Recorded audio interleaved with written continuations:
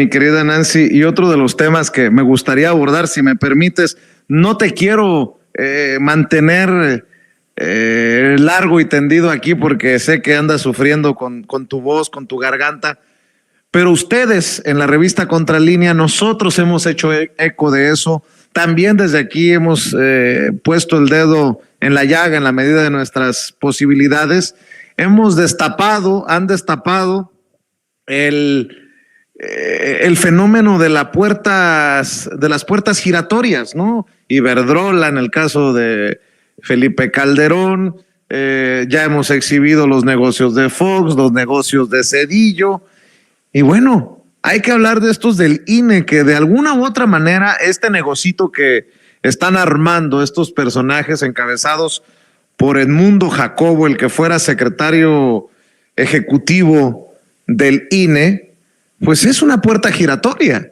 Básicamente es salir de la institución después de aventarte más de más de una década en la institución, te llevas la información, dejas tus intereses protegidos y resulta que te avientas una oficina, un bufete con los que se van contigo, ¿no? A mí en lo particular me resulta altamente sospechoso y, si me apuras un tantito, inmoral, querida Nancy. Totalmente de acuerdo contigo, Vicente, sobre todo teniendo en cuenta que estos personajes, como tú dices, se llevan información privilegiada. Ese es el fondo de la puerta giratoria, es el gran hoyo que nos ha también llevado a circunstancias de corrupción y de, por supuesto, tráfico de influencias. Es que va en varios sentidos. Primero, sí, toda la información que se llevan de cómo opera o qué tantos asuntos o cómo llevaban los asuntos al interior del propio INE, porque además hay que recordarlo, Edmundo Jacobo era el secretario ejecutivo del INE, era, digamos que están los consejeros y está él, o sea, un mando alto, muy, muy alto dentro de la estructura del Instituto Nacional Electoral. Entonces, se lleva toda esta información privilegiada, no hay un control de realmente qué es lo que sacó, incluso físicamente, los expedientes, los archivos, qué tipo de información se llevó a su casa. De eso no hay un control, no hubo una vigilancia puntual.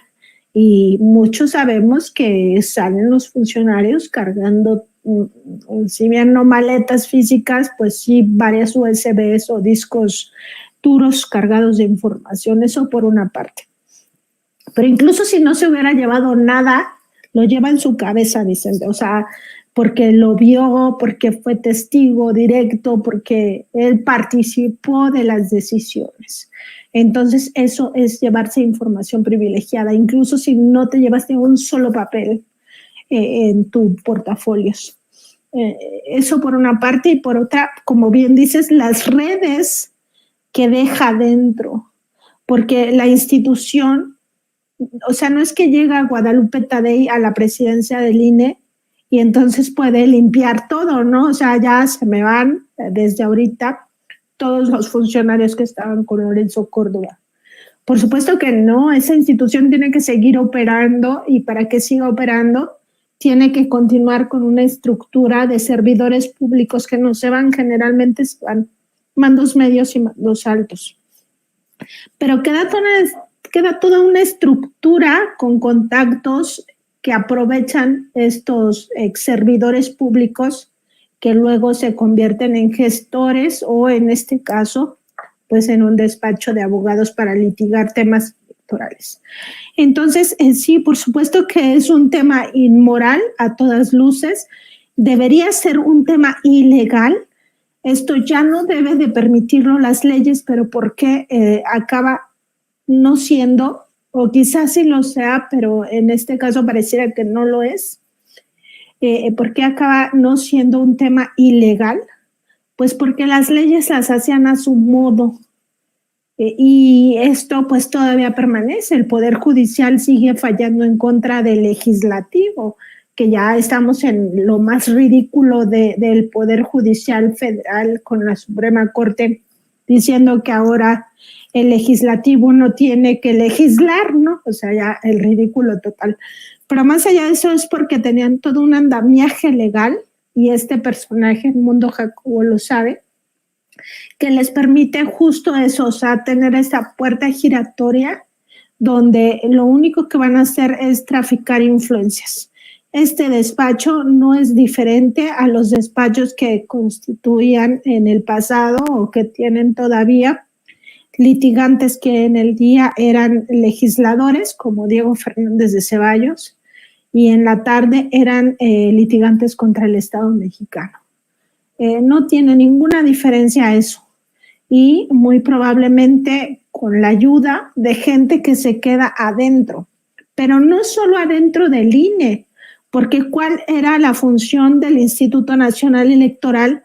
Pues tener una relación estrecha, directa, a través precisamente del secretario ejecutivo en el periodo de Lorenzo Córdoba, en un buen tramo, Edmundo Jacobo, con el Tribunal Electoral del Poder Judicial de la Federación. Una relación prácticamente íntima, Vicente. Y ahí es donde operan pues también estos lazos de amistades, de intereses. Entonces, él conoce a los magistrados, conoce a los secretarios, conoce la estructura del Tribunal Electoral, y ese conocimiento que se lleva de toda la institucionalidad electoral lo va a emplear para beneficio propio y beneficio de terceros, no necesariamente o casi podemos decirlo con certeza, en contra del pueblo de México. Y esto es lo grave de esta circunstancia, que este personaje pues sí tiene este pasado además oscuro dentro de la propia trayectoria que tuvo en el INE, pero además con todo esto encima crea su despacho para litigar contra el Estado mexicano de forma casi segura.